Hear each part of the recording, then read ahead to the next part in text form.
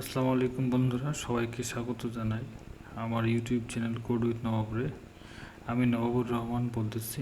আজকে আমি একটি নতুন প্রজেক্ট নিয়ে আলোকপাত করব। যদিও আমি অলরেডি মনে হয় 12টা HTML ট্যাগের 13টা HTML ট্যাগের ভিডিও টিউটোরিয়াল বানাইছি এবং সাথে আমি সোর্স কোডগুলোও দিয়ে দিছি। আপনারা এগুলো দেখে প্র্যাকটিস করবেন। HTML বেসিক প্র্যাকটিসগুলো যখনই করে ফেলতে পারবেন তারপরে আপনার প্রজেক্টে আগাবেন। তো আজকে আমি একটি সিম্পল প্রজেক্ট দেখাবো। এটা ভেরি সিম্পল, যাতে করে আপনারা ওই HTML এর ট্যাগগুলো শেষ করার পর এই প্রজেক্টটিকে প্র্যাকটিস করতে পারেন। এতে করে আপনাদের মাথা খুলে যাবে, খোলার চেষ্টা করবে, খোলা ধরবে আর কি, খুলতে ধরবে। তো চলুন আমি এটাকে সাবলাইম টেক্সটে ওপেন করি। এটা আগের প্রজেক্ট ছিল, এটাকে আমি এরকম করে দিলাম। তারপর এখানে আমি একটি HTML index.html ফাইল নেব। index.html আচ্ছা, হয়ে গেছে index.html। আগেরটিকে আমি রিমুভ করে দিলাম। এখানে index.html ফাইল চলে আসছে। আচ্ছা, অনেক সুন্দর।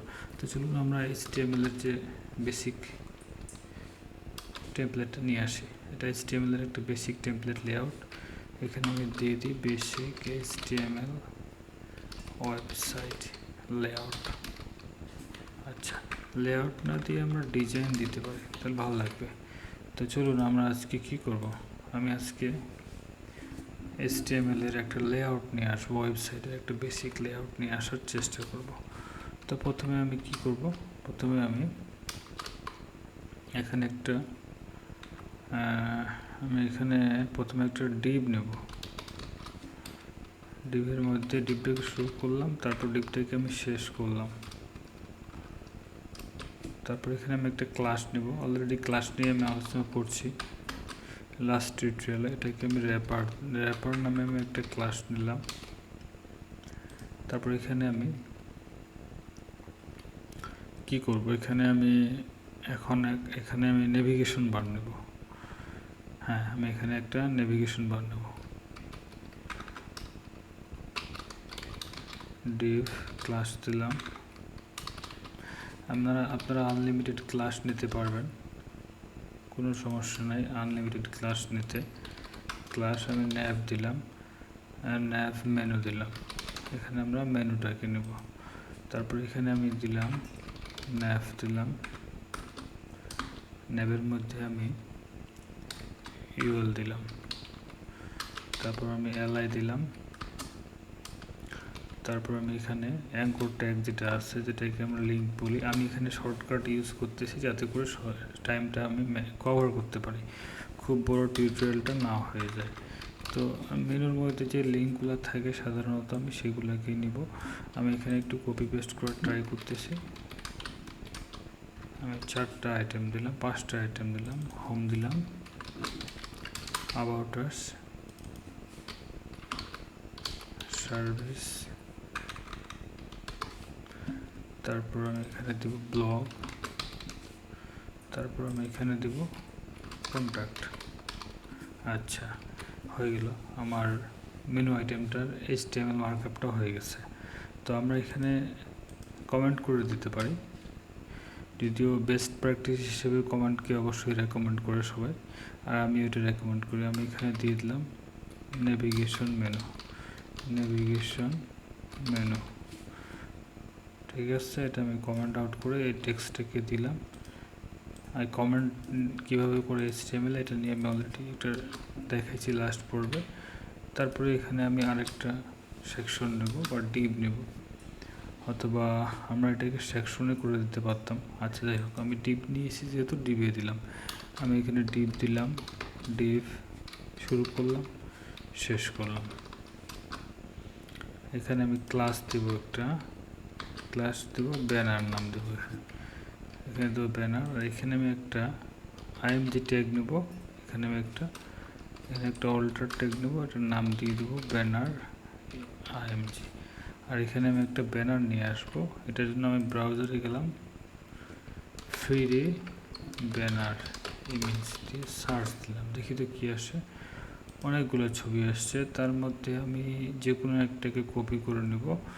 আমি এইটাকেই নিই, যদি এই ইমেজটাকে যদি আমি নিতে চাই তাহলে আমি ইমেজটাতে ক্লিক করলাম, এইটাকে নিই, এটা সুন্দর দেখাচ্ছে। আচ্ছা, তারপর আমি এই যে এখানে যাব, যে কপি ইমেজ লিঙ্ক নিয়ে আমাদের এসআরসিতে আমি পেস্ট করে দিলাম, হয়ে গেল। এটা মেনু হলো, এটা ব্যানার হলো। আমি এটাকেও কমেন্ট করে দিতে যাচ্ছি, এই সেকশনটাকেও। এটা হলো ব্যানার। আচ্ছা, সুন্দর একটা ব্যানার হইল। তারপরে আমি কিনব মেনুগুলো, ব্যানার গেল। এখন আমি চাচ্ছি এখানে কন্টেনার নিতে চাচ্ছি একটা, তো ডিপ নিলাম, ডিপ দিয়ে শুরু করলাম। মানে ওয়েবসাইটের যে কন্টেন্ট টেক্সটগুলো থাকে, টাইটেল থাকে, একটা নেব। ক্লাস মেইন কন্টেন্ট নামে একটা ক্লাস নিলাম। আচ্ছা, সুন্দর। এখানে আমি কি করব, এখানে আমি একটা h1 ট্যাগ নেব। This is the main content title. আচ্ছা, এখানে আমি এখন নেব একটা প্যারাগ্রাফ নেব। প্যারাগ্রাফ ট্যাগ শুরু করলাম, শেষ করলাম। আচ্ছা, প্যারাগ্রাফটাকে আমি আরও দুইটা প্যারাগ্রাফ নিয়ে কপি করে যদি পেস্ট করি তাহলে তাড়াতাড়ি হবে, টাইমটা আমাদের সেভ হবে। আচ্ছা, হয়ে গেল।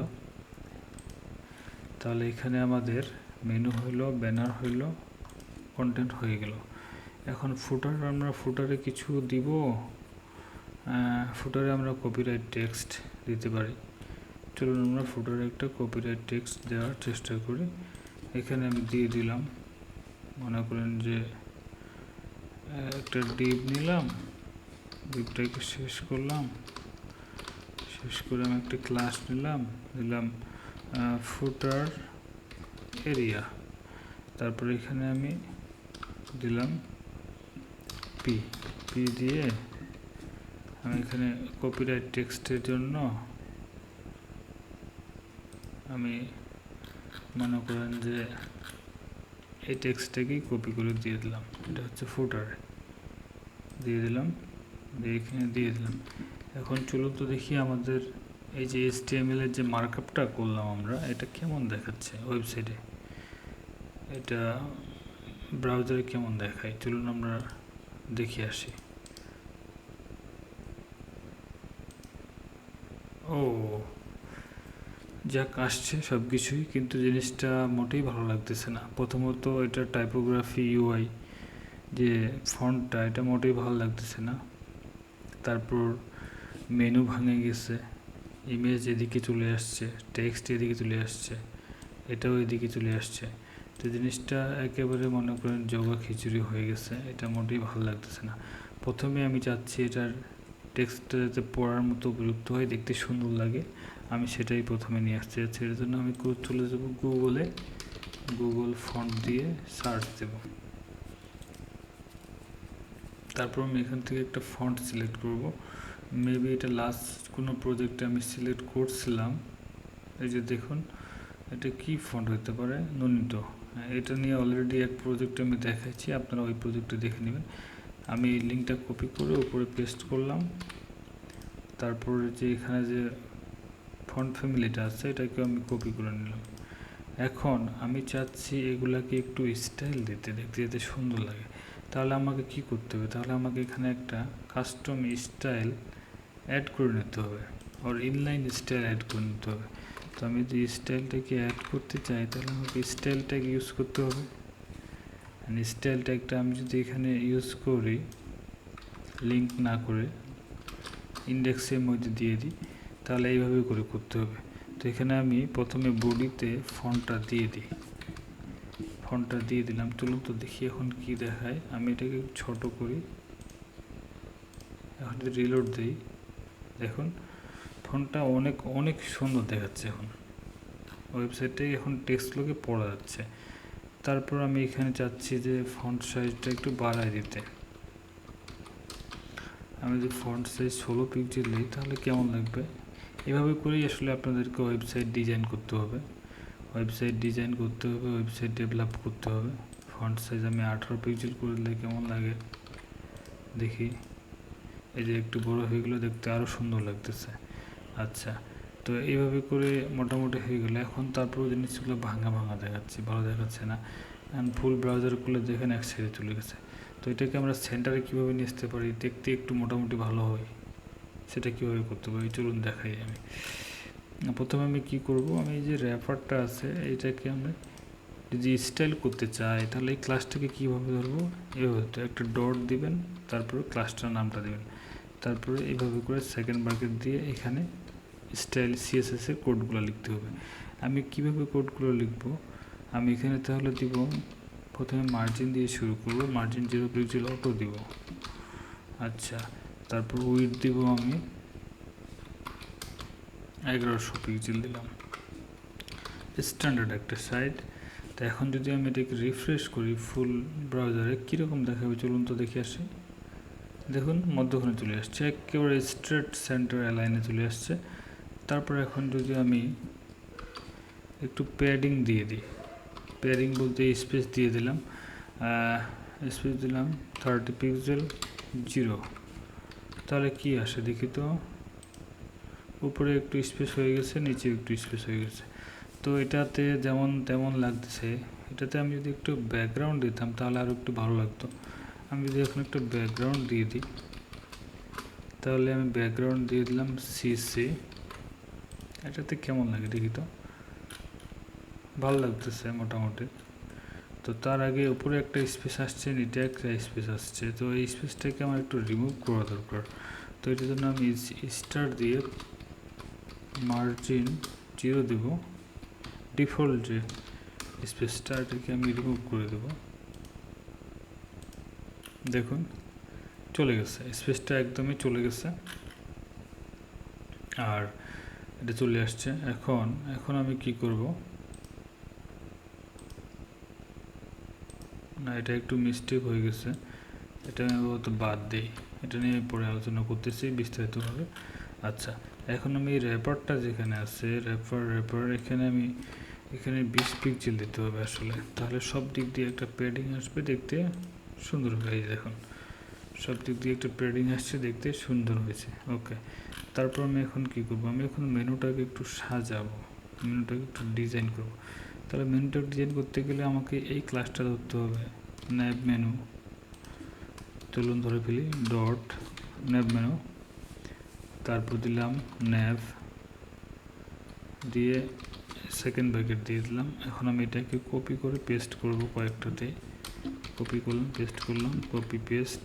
তারপর ন্যাবের পরে কি আছে, ন্যাবের পরে আছে ইউএল আছে, এখানে আমি দিলাম ইউএল। মানে এগুলোকে আমি ধরতেছি, এখনও সিএসএস লেখা শুরু করি নাই। তারপরে কি আছে, ইউএল এর পরে এলআই আছে, তারপরে কি আছে, ইউএল এর পরে এলআই পরে এ আছে।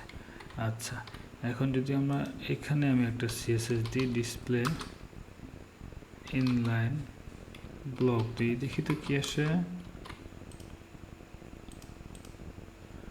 ডিসপ্লে যদি আমি ইনলাইন ব্লক দিই তাহলে কি আসে, দেখুন মেনুটা এক লাইনে চলে আসছে, অনেক সুন্দর দেখাচ্ছে।